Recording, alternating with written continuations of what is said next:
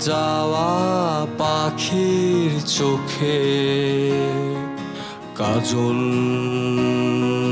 মুছে গেছে, অভিমানে না খেয়ে ঘুমিয়ে গেছে। তোমরা কি তারে বোঝাবা না? এত সামান্য বাতাসে